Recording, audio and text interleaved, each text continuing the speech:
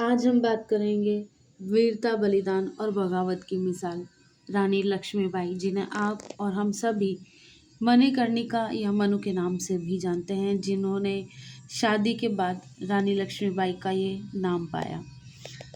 रानी लक्ष्मीबाई का एक बहुत ही फेमस एक संवाद है, एक लाइन है, जो आपको ज़्यादातर फ़िल्मों में, सीरियल्स में या कहीं भी किताबों में पढ़ने मिलेगा, जो सिर्फ़ एक संवाद नहीं था, बल्कि साहस, स्वाभिमान और स्वतंत्रता की भावनाओं का प्रतीक भी था। मैं अपनी झांसी नहीं दूँगी। यह संवाद रानी लक्ष्मीबाई की तरह ही काफ़ी प्रसिद्ध हुआ। रानी लक्ष्मीबाई पर आधारित यह पुस्तक पढ़ते हुए मुझे ऐसा लगा मानो हम 1857 के स्वतंत्रता संग्राम के उन उथल भरे दिनों को जी रहे हैं।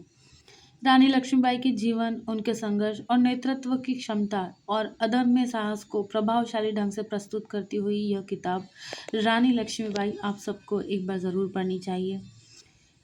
रानी लक्ष्मीबाई की जो बात है, जो मुझे सबसे ज़्यादा प्रभावित करती है, वो ये है कि वो केवल एक वीर योद्धा के रूप में नहीं थी, बल्कि एक संवेदनशील बेटी, पत्नी, माँ और दूरदर्शी शासक के रूप में भी थी। उनका व्यक्तित्व अधिक मानवीय तथा प्रेरणादायक था। किताब में जितने भी इंसिडेंट्स के बारे में बताया गया है, वो काफ़ी डिटेल में बताया गया है। तो कहीं-कहीं इसकी जो गति है वो धीमी लग सकती है, लेकिन इतिहास में रुचि रखने वाले पाठकों के लिए ये कोई बड़ी कमी नहीं है। उसके अलावा जो एक बहुत ही अ, खूबसूरत जो इंसिडेंट्स है वो ये भी है इस किताब में, जो जानकारी के योग्य है कि 21 नवंबर 1853 को राजा गंगाधर राव के निधन के साथ, यानी झांसी की रानी लक्ष्मीबाई के पति राजा गंगाधर राव के निधन के साथ ही झांसी के भविष्य पर अनिश्चितता के बादल मंडराने लगे। उनके नवजात पुत्र, जिनका नाम दामोदर था, वो पहले ही हो चुकी थी मृत्यु।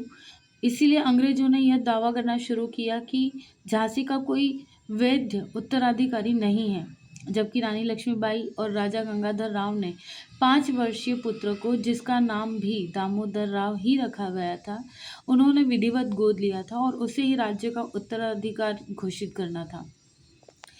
झांसी, जिसे 1742 में पेशवा द्वारा नेवलकर राजवंश को सौंपा गया था, वो लॉर्ड डलहौजी की विलय नीति का शिकार बनने लगी।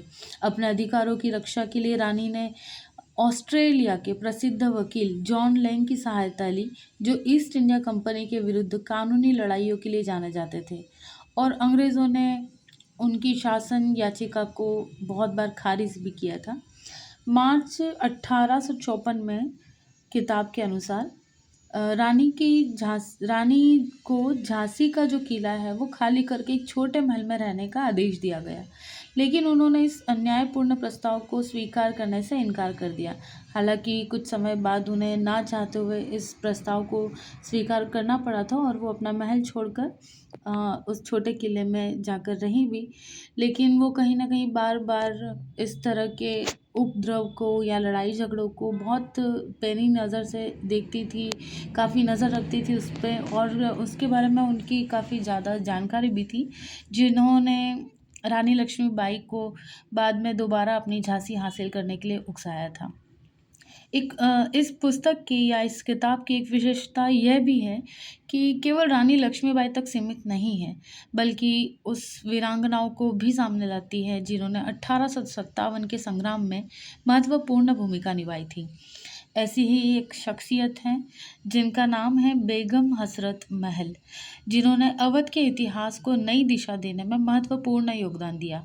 साधारण पृष्ठभूमि से निकलकर उन्होंने असाधारण नेतृत्व क्षमता का परिचय दिया और अंग्रेजी शासन के विरुद्ध संघर्ष में अपनी महत्वपूर्ण भूमिका निभाई।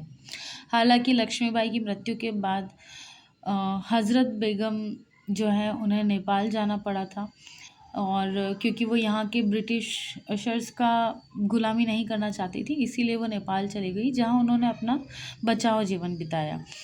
पुस्तक में उभर कर आने वाला एक और प्रेरणादायक नाम है झलकारी बाई जी का, जो दुर्गा दल की सेना नायिका थी। झलकारी बाई न केवल अपनी वीरता के लिए जानी जाती है, बल्कि ये भी कहा जाता है कि झलकारी बाई की जो शक्ल है, जो चेहरा है उनका, वो रानी लक्ष्मीबाई से काफ़ी मिलता-जुलता था। तो बताया जाता है कि युद्धों के दौरान इसी समानता का उपयोग एक महत्वपूर्ण रणनीति के रूप में किया गया और इसी दौरान लड़ते हुए झलकारी बाई जी ने बलिदान दिया और अपने इस साहस और बलिदान से इतिहास में एक अमिट अमिट स्थान बनाया और उनका नाम आज भी गौरव के साथ याद किया जाता है। इस पुस्तक को पढ़ते हुए यह एहसास बार बार भी होता है कि झांसी की लड़ाई केवल रानी लक्ष्मीबाई की गाथा नहीं थी, यह उन अनगिनत साहसी महिलाओं की कहानी भी है जिन्होंने स्वतंत्रता और स्वाभिमान की रक्षा के लिए अपना सर्वस्व समर्पित कर दिया। झलकारी बाई और उनके जैसी अनेक वीरांगनाओं का उल्लेख किए बिना झांसी का इतिहास अधूरा है। मैं आशा करती हूँ कि मुझे रानी लक्ष्मीबाई की जितनी जानकारी थी वो मैंने सही तरीके से पेश की हो और आपको भी रानी लक्ष्मीबाई के बारे में मेरी ये समीक्षा पसंद आए। तो आप भी रानी लक्ष्मीबाई के बारे में पढ़िए। अगर कुछ त्रुटि हो गई हो मुझसे, कहीं कोई गलती हो गई, तो आप प्लीज़ मुझे कमेंट बॉक्स में ज़रूर बताएं। अगर इनसे जुड़ी हुई और कोई जानकारी है आपको भी, तो आप कमेंट बॉक्स में मुझे और जानकारी दे सकते हैं। धन्यवाद।